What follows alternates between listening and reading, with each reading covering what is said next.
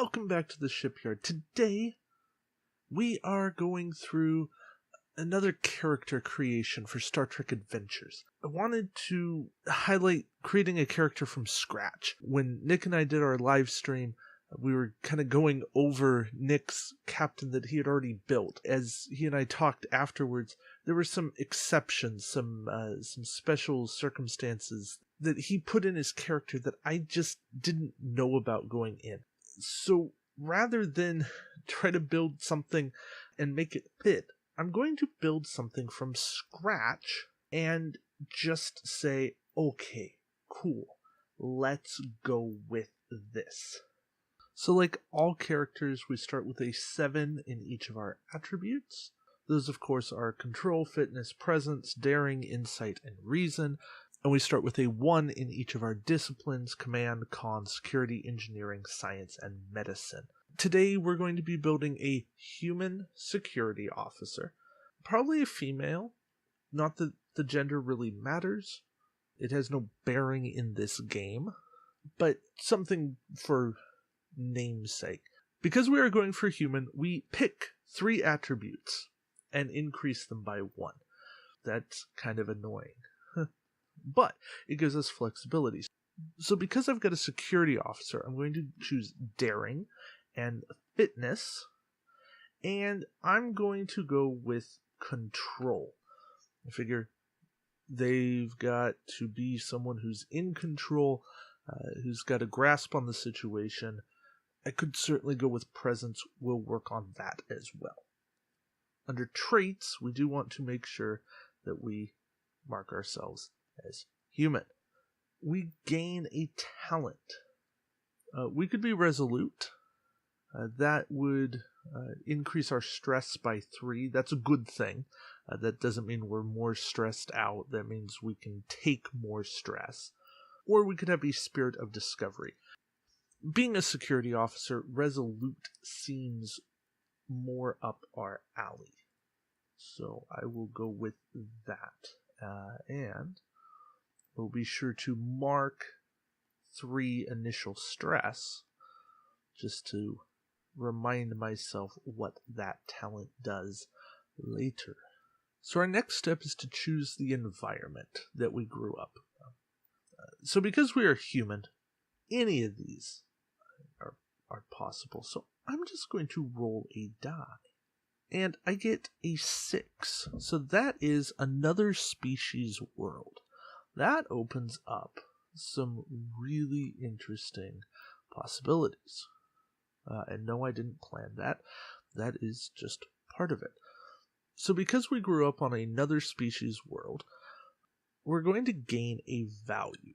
Values are inherent to some belief about a character, something that they hold about themselves, some way of thinking. This value specifically reflects the environment and culture that the character was raised within. It's a good opportunity to consider how the character views their own culture and how they connect with, or maybe don't, with Earth, with whatever planet we choose that they were raised on. So I'm going to maybe take a bit of a cop-out here, but I'm going to say that they embrace the diversity. Makes sense for a security officer to be maybe a little leery of foes, of different people, but they also need to be able to get along with different species being in Starfleet. So I'm going to give them the value of quick with a joke. That was their means of coping with different situations. It also starts to define a bit about the character. Now we look back and we go, okay, does this value reflect the environment and culture that the character was raised within? Quite possibly. They're not going to have been raised on Vulcan, because Vulcan's jokes, no. Not so much Tellar, because they're more insults than jokes. We could certainly find a world that was good with jokes, of Beta Z, for instance. They had a humorous culture to some degree. In fact, we'll say that they were raised on the Betazoid So that allows us to increase one of the Betazoid attributes, insight, presence, or reason. And we said that we wanted to work on our presence, so let's boost that. So that's our attribute, and then we get a discipline anywhere we want it. Security certainly makes sense to me. All right, step 3, upbringing. Pretty simple, but we have to decide, why were we on the Betazoid homeworld? In our case, it was for political reasons. We'll say that parents were ambassadors. Maybe mom was an ambassador to Betazoid. You don't have to have a great story, but it's one that works. That at least makes sense. Just because that was our upbringing, we now have 2 options. We can accept the upbringing, or we could have rebelled against the upbringing. Clearly, we're a security officer. We didn't go into diplomacy politics. In fact, kind of found it boring. I'm going to say that we rebelled against this. Yeah. Instead, we sought more tangible things to focus on, like a phaser, a stick, boxing gloves, kickboxing, something. The ability to punch, hit, make somebody sweat, bleed. You get the picture here. So we up our fitness by 1, and we up our reason by 2. So that's cool. And now, for our discipline, because we are familiar with diplomacy, politics, the law, we can increase command, con, or security. Security's tempting, but I'm going to take another route. I'm going to go con. And my rationale for this is I do want to be able to pilot shuttles in a pinch. Plus, it's nice to have a little bit of stuff spread out. We get a focus. Has to relate to diplomacy and politics somehow.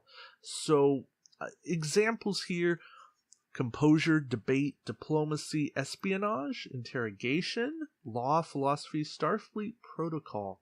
Ooh, good examples there. I like interrogation. That one seems fun. Plus, that's a nice way of rebelling. Alright, so we've got our upbringing. Now we're off to Starfleet Academy. Yeah, we have to go through the academy. Conceivably, you could do an officer exchange program, but you would have a similar form of training, and this is how you get to be where you are. So we'll say academy. We have 3 options here. We can go the command track, the operations track, or the science track. We're not really command track. We're definitely operations track, security division. Oh, and before I forget, we do have a talent to be named later based on our upbringing. We will circle back to that. Operations track. We gain a value, which should reflect some aspect of the character's beliefs that develop during their time at the academy. Our value that we already have is quick with a joke. You know that we're not this hyper serious person, but maybe while we were at the academy, we had to learn there was a time for everything. There was a time to be serious. That we couldn't joke our way out of everything. I've got it. Surgical precision beats brute force. We tried it the hard way too many times. Just dove in, go in punching, kicking, screaming. Didn't work. So now we've learned to take our time, to plan, to execute the plan, make it work. Values are really the toughest part because you're creating them out of nothing. They are defining your character, but you have no guideline for what they do. Attributes. So we gain 3 attribute points. We can split them up, or we can put 2 into 1, 1 into another. What we can't do is put 3 into 1. I'm going to put 2 into insight because I don't want to be non-insightful. I want to be good at interrogation. And I want to put another 1 into daring. So right now I'm looking at an 8 in control, an 8 in presence, and a 9 in everything else. So we're going hyper balanced, which is weird, but I'm okay with it. Okay, disciplines. We're definitely going security. That's increased by 2. So now we're up to a 4 security. And then we minor in 2 different things, and those each go up by 1. So I'm going to say that we minored in con and command. So that's how we get to a 2 command and a 3 con. And medicine and science, who needs that? Actually, engineering, who needs that? Medicine might be good for field medic training. Should have thought of that. Anyways, we've got some room to make that work. And then we get 3 focuses related to our chosen track. So 3 security combat focuses. I'm definitely going with hand-to-hand combat. That will be super useful, because you never know when you might need that. And since we are a security officer, having something like shipboard tactical systems also going to be super useful. And then for a 3rd, survival is certainly good. Hand phasers would be good. Actually, hand phasers rather than hand-to-hand combat, probably more useful. We can be a marksman rather than a bare hand person. And then, I've already got interrogation. Ooh, espionage? I don't want espionage. Infiltration. That could be useful. Okay. So hand phasers, shipboard tactical systems, and infiltration.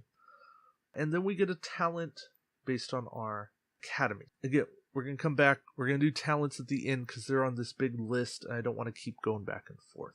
Now, our career. This is where we have a couple of choices. Actually, 3 choices. We could be a young officer, an experienced officer, or a veteran officer. I want to be an experienced officer at this point. Someone who's probably a lieutenant commander. So with that, I get a value of my choice, and I get a talent of my choice. So again, we need a value, and this is the part that's great and also challenging.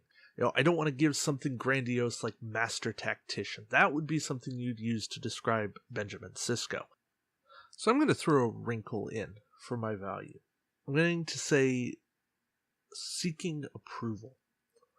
I won't get into all of the psychological backstory there, but essentially, because of the whole rebelling against the parental guidelines, and they never quite approved of her choice to go into security, she yearns for being told that she's doing a good job with what she's doing.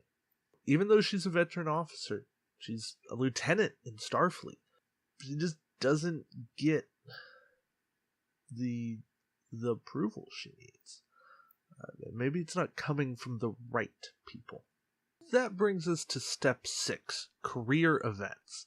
Here we get 2 career events. They go into character building at the same time, and they increase 1 attribute, 1 discipline each, and they give a character a focus. For the first career event, new battle strategy. And I'm not going to elaborate, because if she shows up in the campaign, we're going to play into the backstory there. But at this point, she increases her daring by 1, so that's now a 10. Security goes up by 1, so that's a 5. And then we get a focus such as combat tactics, hazard awareness, lead by example. Lead by example is great, but based on a new battle strategy, hazard awareness. That's how all of this came into being. All right. Our second one is going to have absolutely nothing to do with combat, but it is going to shape this character. And that is lauded by another culture. Again, no backstories. The character standing in renown increases their presence by 1. Okay, so now we're up to a 9 presence. And we go up in science. I know the book says to make it in science, but as a GM, and knowing what happened here, at least in a rough outline, it's actually going to be a medicine increase. The focus we gain is in the culture we aided. And so that focus is, intriguingly enough, going to be in Gorn culture. Yeah, it's a story. It's going to be a long story, but it's going to be an interesting story. Just wait for it. So, that gives you guys a little hint as to what's going on there. Now, the character may gain a trait which should reflect this event. A good example might be Friend to the Gorn. It's a tricky debate, because throwing that in there could be very good, could be very bad. But yeah, we're going to throw that in. The trait will probably get renamed at some point, because I'm not sure friend is the right word there. We're going to hold it for now. All right. Step 7, we're done. Finishing touches. So we get one final value here just to reflect on the overall well-being of the character. Not even well-being. The overall who this character is. So we know she's tough. We know she's a friend of the crew. We know she's trying to do the right thing for the right reason. She's seeking approval. Not quite sure who she needs approval of. Maybe it's parental approval. Maybe it's the captain's approval. But I'm going to give her the value of my crew is my family. And with that, you have the understanding that she'd give her life for her crew. The attribute check, we know that nothing's above 12. Discipline check, nothing's above 5 there. We get to increase 2 attributes by 1 each. I'm going to increase insight, make that a 10, and control, because I do not like the idea of only having 8 control. And now just the check to make sure that all of that adds up to 56, and it does, so that's good. We did the math right. That could have been embarrassing. Disciplines, nothing is above 5, and then we get to bump 2 disciplines by 1 each. So this is where I take another point of command, make that 3, and another point of medicine so that I can be a field medic if absolutely necessary.